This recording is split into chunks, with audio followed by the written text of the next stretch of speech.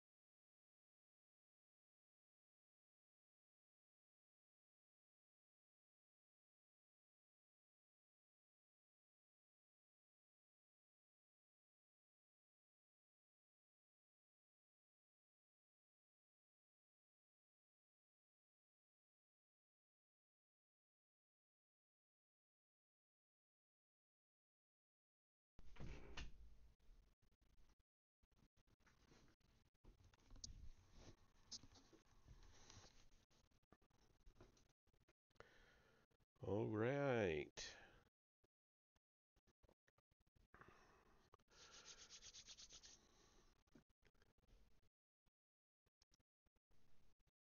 Here we go. Hello, hello. Anybody that might happen to be watching.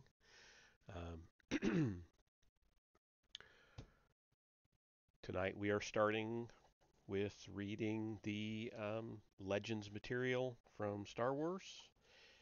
And I'm starting with the short story Eruption.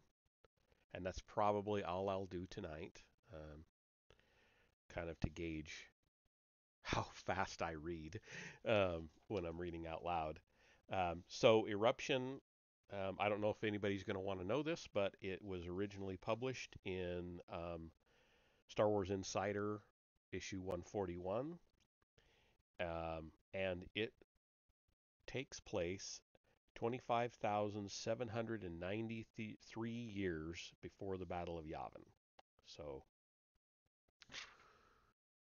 all right, I'm just going to jump right into it. Um, I'm kind of sharing one monitor for everything tonight, so you'll have to maybe bear with me a little bit as I click back and forth on Windows. So, all right. This is by John Ostrander, if you care about that. So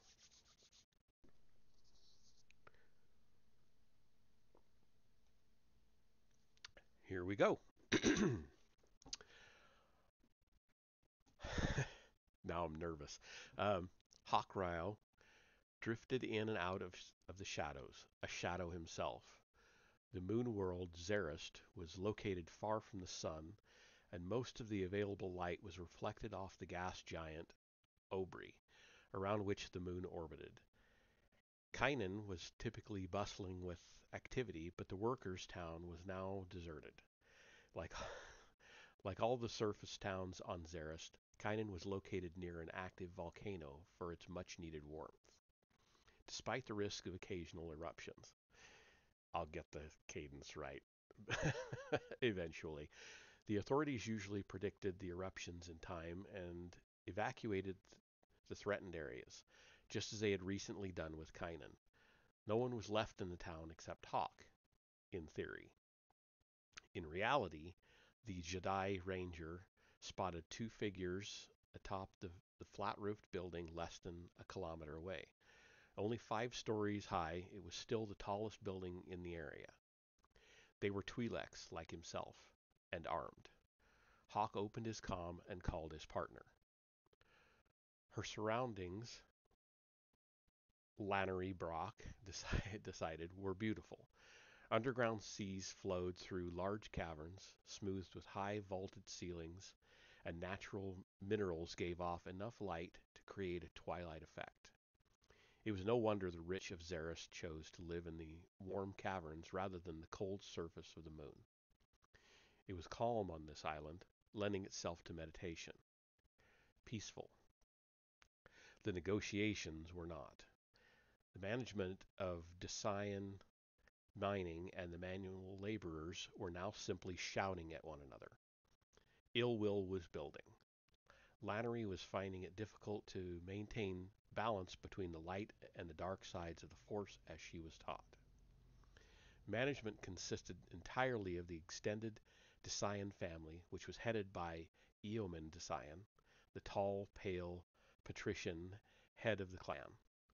The workers, both human and alien, were led by short, weather-beaten Arco Santos, and, and demanded a voice in how the company was run. They left Xeris to labor at the gas mining operations floating above Obri. The pay was steady, if not generous, but it was a hard life. For their part, the Decians were loath to cede control to anyone who was not family. The solution, it was decided, would be a marriage between Brom Santos, Arco's oldest son, and Oma Decian, Eoman's youngest daughter. Brom would become part of the Decian family and a voice for the workers. Lannery had gotten stuck with the role of negotiator, and though it wasn't the solution she would have suggested, if it satisfied all parties concerned, then it satisfied her. That was before Oma Decian vanished. Each side blamed the other for her disappearance. Work at Decian mining had ground to a halt. Tempers flared, and open class warfare looked not only possible, but likely. Lannery and Hawk had been sent by the Jedi Council on Tython to prevent violence and find the girl. Lannery's comm buzzed. The ranger swung her long legs out of the chair, turning away from all the shouting. Please tell me you found the girl. I may have found her, Hawk replied. I went to the spaceport to check who arrived or left around the time of the kidnapping. I discovered a Shikakuan ship registered to Baron Volnus Ryle. Your brother? My brother, the crime lord. Lannery could picture Hawk's lips twisted in distaste. He owns interests in the mining operations on Obris, that's a hard one, sorry, 2 other moons, but he's never been able to get a foothold with the Decians. One of the ways to increase the value of his own holdings is to decrease the value of his rivals' holdings. Are you growling? Maybe. Will Oma still be alive? Her body hasn't been found, so it's likely. If they intend to kill her, it'll be when the two sides are at each other's throats, which will be soon. You have to keep them from reaching the boiling point. I think I've spotted where Oma is being held, but you can't say anything until I know for sure. I'll let you know what I find. Keep the workers and management from killing each other. Right, you get the easy job. The Force be with you. Lannery turned back to the round wooden table and narrowed her gray eyes. Both sides were already at the breaking point. Violence was ready to erupt, but Lannery had a theory. Sometimes the best way to cut off violence was to use it first. Her right hand dropped to the slug thrower at her hip. She didn't often carry one, didn't need it most times, but something told her, sorry, changing pages and it's being slow. Come on. It's not cooperating. There we go. But something told her to wear one today. If there's one thing Lannery learned, what are you doing? Okay. If there's one thing Lannery learned through her experience, it was to listen to her instincts. With one fluid move, she aimed the slug thrower straight up over her head and fired 3 bursts into the ceiling. The arguing stopped dead, and all eyes went to the auburn-haired ranger. Jedi were mysterious beings to most of the sentience of the settled worlds. They went where they willed and intervened where they chose, or they claimed as the Force directed. They had strange powers and were both respected and feared. Right now, Lannery was feared. Good, that meant she had their attention. The slug thrower still in her hand, the Jedi Ranger sat back in her chair, placing the weapon on the table before her. The barrel pointed at the now silent delegation. She spoke quietly. The last time I was a negotiator was on Skagora. Before I was done, forests were ablaze and one of the parties was dead. She leaned forward. I was hoping these negotiations would go smoother. In truth, the deaths in the burning forests on Skagora haunted Lannery. The negotiators here on Zarist, however, didn't need to know that. Perhaps we should begin again, she suggested in a low murmur. They did, quietly, and with nervous glances in her direction. Certain he hadn't been seen by anyone, Hawk reached the side of the 5-story building and glanced upwards.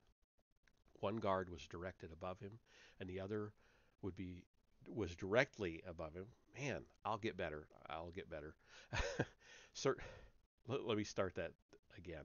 Certain he hadn't been seen by anyone, Hawk reached the side of the 5-story building and glanced upwards. One guard was directly above him, and the other would be across the roof.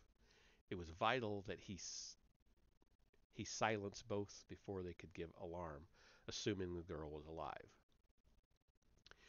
The ranger brought his sword out of its sheath without a whisper, holding it in his right hand as he let the balance within him slip into the dark side. Hawk knew the dark side well. He dwelled too deeply in it once, and it got him sent to Bogan, a moon of Tython, where those who drifted too far to the dark side were sent by the Jedi Council for solitary reflection and meditation until they returned to the balance. Right now he needed to use aggression, however, which meant channeling the dark side. He eased into it with a comfortable familiarity while he crouched and then leaped straight upward, letting the force carry him. Hawk cleared the edge of the roof right in front of the very surprised Twi'lek guard, and without hesitation slashed his sword across the guard's neck. He died silently.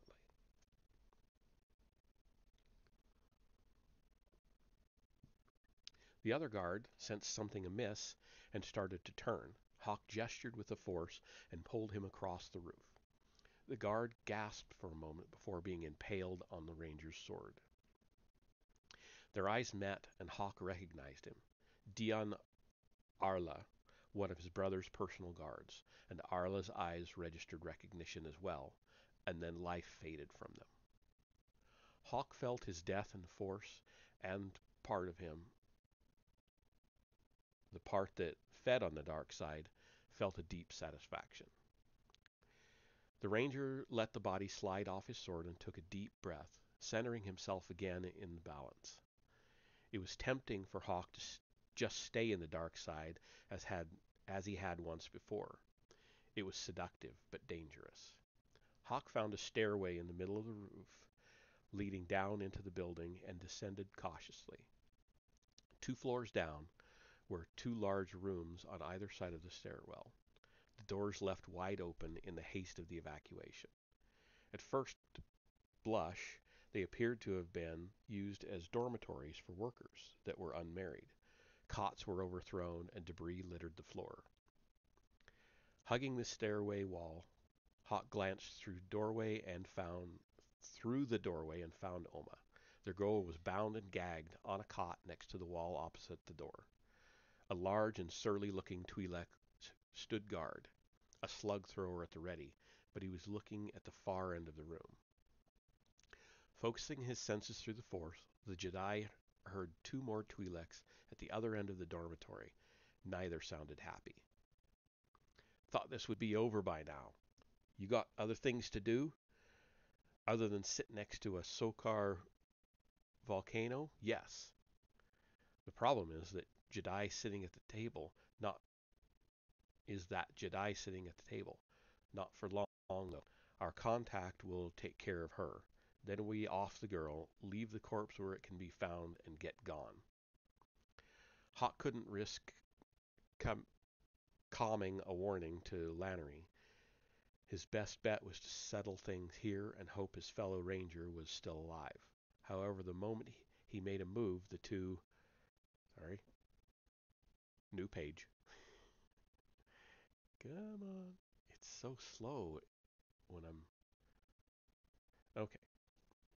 The 2 guards at the end of the room would see him, and the guard closest to Oma would certainly kill her. He needed a diversion. The volcano provided a spectacular one. Ahead of schedule, the eruption started with a clap of thunder as plumes of pumice, flaming ash, and molten lava were belched into the air. Everyone was stunned for a moment, but then Hawk Ryo moved. His sword in his right hand and a long knife in his left, he swept into the room, hurling the knife toward the guard standing next to Oma. He guided it with the force into the Twi'lek's neck. The guard's fingers tightened on the trigger of his slug thrower as he dropped. The shot went wild, but was audible even over the roaring volcano. Hawk pivoted toward the 2 other guards and sped toward them as they turned to the source of the slug fire and spotted him. A moment for their reaction, a few steps for Hawk. A moment as they brought their slug throwers around, another few steps. They aimed their weapons. Hawk threw himself into a forward roll beneath their shots and pushed off of one leg as he came forward and up, flipping in midair over the guards. The Jedi shoved his boot down hard into the upturned face of the one to his right. Nose, bone, and cartilage cracked as the Twi'lek fell backwards. The Jedi landed, spun, and thrust his sword into the fallen Twi'lek's chest. A quick and clean kill. His partner kept firing, but always where the Jedi had been. Hawk landed in a crouch and with a gesture of his hand delivered a force blow that sent his target backwards through the window. The Twi'lek's scream was covered by the volcano's roar. Hawk preferred not to kill when he had the option, but there was no time and no other choice. Still, the dark part in him exulted, and he struggled to bring himself back to the balance. Hawk squatted next to Oma. "I am Jedi Ranger Hawk Ryo, and I have been sent here to rescue you. Try to be calm." Picking the teen up, Hawk threw her over one shoulder and raced back up to the roof. Superheated volcanic debris rained down on the town, the wooden buildings starting to catch fire. Hawk again tried to warn Lannery, but the ash jammed the comm signal. It was hard to see through the ash, and the ranger tightened his grip on Oma. Calling on the force once more, he leaped to the next nearest roof, ran across, and then jumped to the next roof after that. He could barely breathe and was jumping blind, but he hoped he could trust in the force that he was taking them out of danger. and that Lannery was not dead. Ranger Brock eased back into her chair. The discussions were still going nowhere, but at least everyone was civil. A servant brought her a goblet of wine, a Weissamund red, something she had developed a taste for on Skagora. Lannery raised the goblet to her lips and paused. She knew the bouquet of the wine, and something bitter underlay the aroma. Lannery turned her head to glance at the servant who had given it to her, a nervous little man, as old as Eomen Desian. Fear came off him like a wave, a bitter aroma of its own. The servant turned to run. Lannery caught him with the force, lifted him up, and dropped him onto the round table, thrusting the goblet in his face. Lannery whispered, "I think this vintage is off. Please, taste it." The man's eyes went wide as he babbled incoherently. Lannery growled, "Drink it, little man, or I will make you drink it." She didn't have the ability, but it was commonly believed that the mysterious Jedi could seize your mind. That fear, that superstition, sometimes served the Jedi almost as well as the Force did. The servant certainly believed the stories. "No, it's poisoned," he blurted. Lannery folded her arms, keeping her eyes on her would-be assassin. "Master Desian, you have a traitor in your midst. The kidnappers would have needed someone on the inside to reach your daughter. That traitor is this man." Eomen Desian, looking at his servant, appalled. "Batolo? All these years, you've been a trusted servant, almost a member of the family. Why?" "Because all these years I have only been a servant," Batolo said quietly. "Never a member of the family. I wanted to have something of my own before I died, a chance to leave this wretched rock." Desian's voice seethed with fury. "Where is my daughter?" "With any luck, dead, my lord." Lannery's calm buzzed. "With any luck, my lord, she is not," she said as she activated the comm. "Hawk?" "Lannery, someone is going—" "Yes, I know. He tried and failed. Is Oma Desian with you?" "She is," Ryo said. "But we have another problem." What do you mean you refuse to marry Brom Santos?" Eomen, while... this part's hard to follow, sorry. Eomen, while relieved to have his daughter back, was furious. Oma Desian stood alongside Hawk Ryo with the delegations on the island in the cavern. She, like him, was covered with ash, making her pale skin even whiter and powdering her dark hair with the same hue. Free from her bonds, she stood glaring defiantly at her father. Oma's chin jutted out. "I mean, I won't marry him. No one asked me if I wanted to get married. I don't, and I won't." "You have a duty to your family." "I have a duty to myself.